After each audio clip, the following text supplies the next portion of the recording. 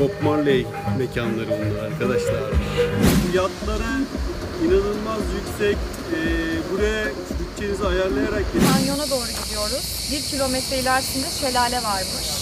Tek sıkıntısı tekne turları. Tekne turları geldiğinde burası karınca turizmi bir insan kaynağı. Arkadaşlar Kelebekler Vadisi'ne geldiğinizde burada çadır ya da bungalov evlerde kalabiliyor musunuz? Günlük gecelik kişi başı fiyatlandırma usulü.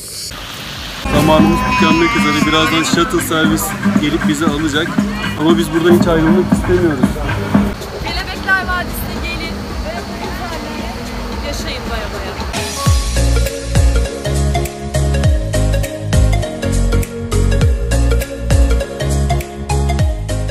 Size bu sefer cennetin yeryüzündeki toprağı olan Kelebekler Vadisi'nden sesleniyoruz.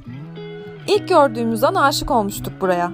Ve tadı hafızamızda öyle bir kaldı ki bu sene tatil planı yaparken mutlaka tekrar gelmeliyiz diye düşündük buraya. İlk seferinde tekne turu ile gittiğimiz için sadece 1 saat gibi kısıtlı bir zaman dilimi geçirebilmiştik bu cennette. Ama bu sefer bu vadiye en güzel ve kolay ulaşım yolunu araştırıp bulduk. Şimdi size Kelebekler Vadisi'ne en kolay ve tehlikesiz nasıl ulaşılır onu anlatacağız. Hazırsanız alın elinize naneli limonatalarınızı, oturun bir köşeye, başlıyoruz. Kelebekler Vadisi'ne denizden ulaşım için Ölüdeniz Belcekız plajından belirli saatlerde kalkan shuttle servisler yani minik tekneler var. Kişi başı gidiş dönüş 50 liraya sizi Kelebekler Vadisi'ne götürüp belli bir saatte Ölüdeniz'e geri getiriyorlar. Kelebekler Vadisi'ne gidiyoruz. Burada shuttle servisler var. Shuttle servislere bindik. Son anda bindik. Ve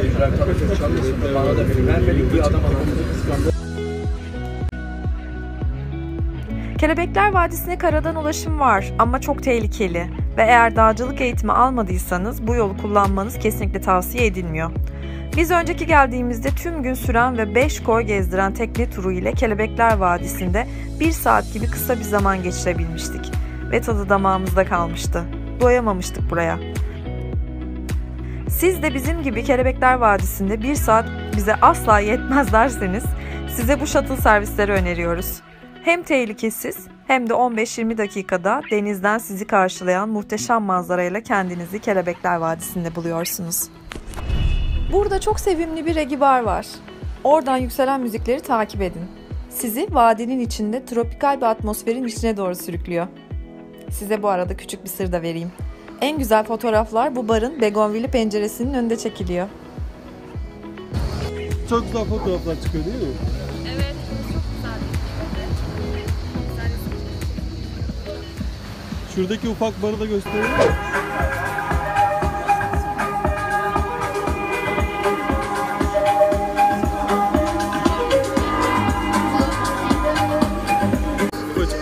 Çok eğlenceli ve keyifli burası. Bakın etrafınıza göstereyim size.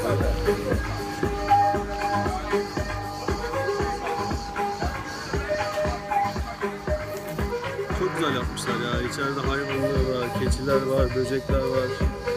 Yani burada insan kendini doğada çok mutlu hissediyor. Doğaya ait olduğunu hissediyor. Bob Marley mekanları bunlar arkadaşlar.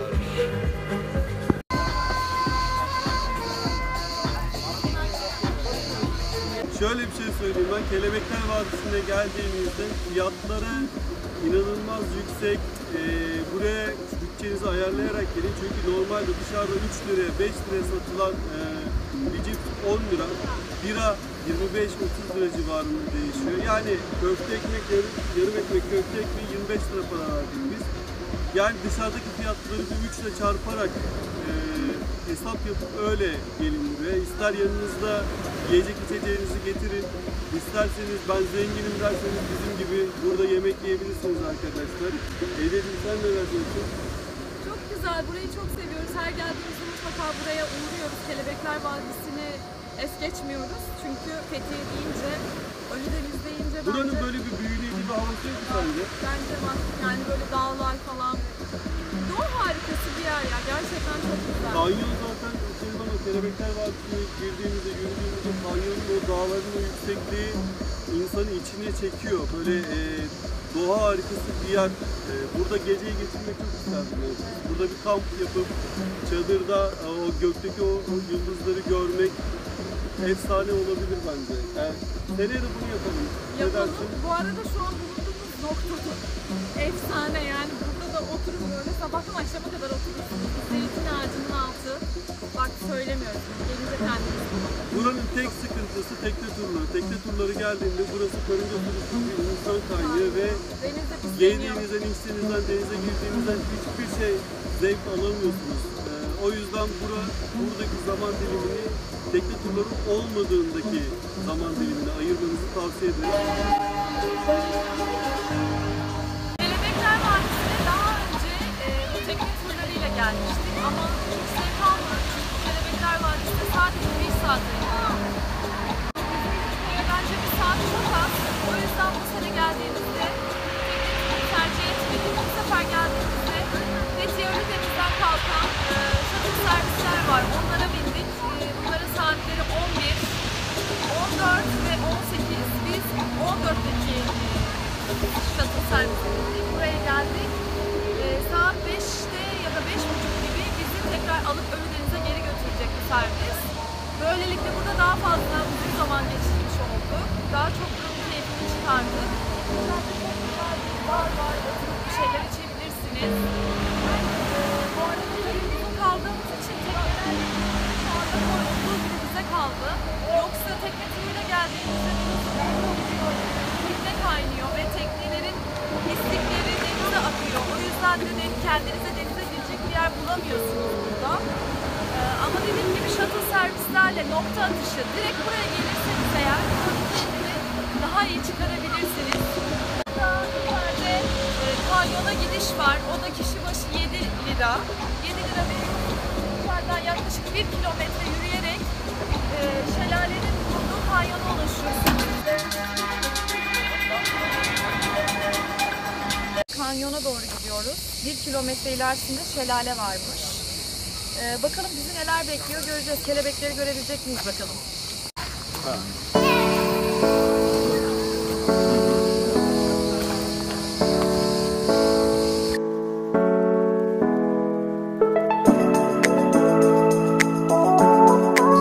Bu arada buraya giriş kişi başı 7 TL.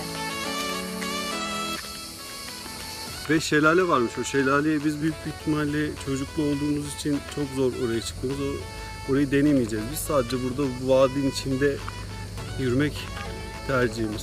Şelaleye gidelim ya. Şelaleye kadar gidemedik çünkü çocukla beraber... Şelaleye gidiyoruz. Çınar bir saniye.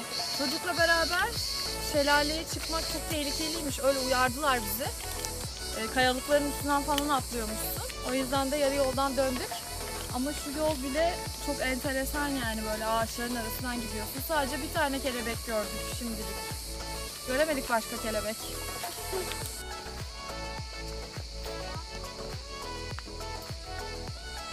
Evet arkadaşlar, Kelebekler Vadisi'ne geldiğinizde burada çadır ya da bungalov evlerde kalabiliyor musunuz? Günlük gecelik kişi başı fiyatlandırma usulü.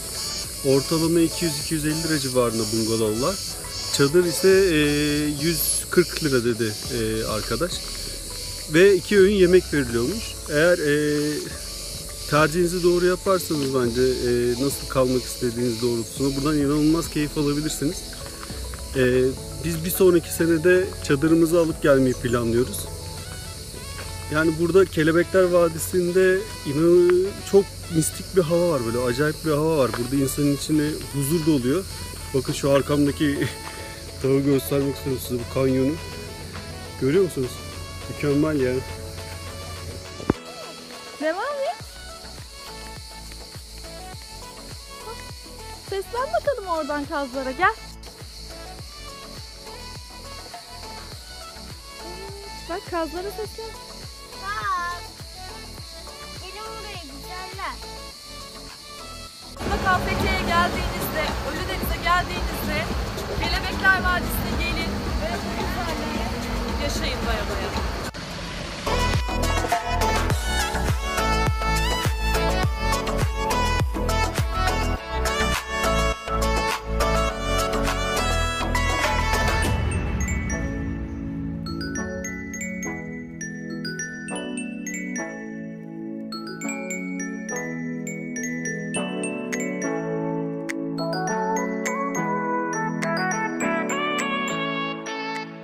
Vadisi'ndeki zamanımız tükenmek üzere. Birazdan shuttle servis gelip bizi alacak. Ama biz buradan hiç ayrılmak istemiyoruz. Ece ne dersin? Bir dahaki sene de buraya gelelim mi? Gelelim Çınar'a soralım. Çınar sen ne diyorsun? Gelmeyi ister misin bir daha buraya? 100 kere gelmek isterim. 100 kere. Sen de buradan çok keyif aldın değil mi? Evet, denizi çok güzel. Evet, çocuk- Bol bol denizlerde yüzmeyi çok sevdim. Aynen. Çocuklar da burada çok fazla keyif alıyor. Yani çocuklu aileler buraya gelmekten genelde çekiliyor. Kelebekler Vadisi hakkında söylenenler genelde çok iyi şeyler duymamışsınızdır eğer biraz araştırdıysanız, ama bizce öyle değil. Çocuklar, aileler de buraya gelirse keyif alıyorlar bizim gibi örnek aile olarak. Veda edelim mi? Evet. Ve biz gezmeye devam edeceğiz ve size kendi beğendiğimiz yerleri göstermeye devam edeceğiz. Umarım videolarımızı seversiniz arkadaşlar. Öpüyoruz hepiniz kocaman.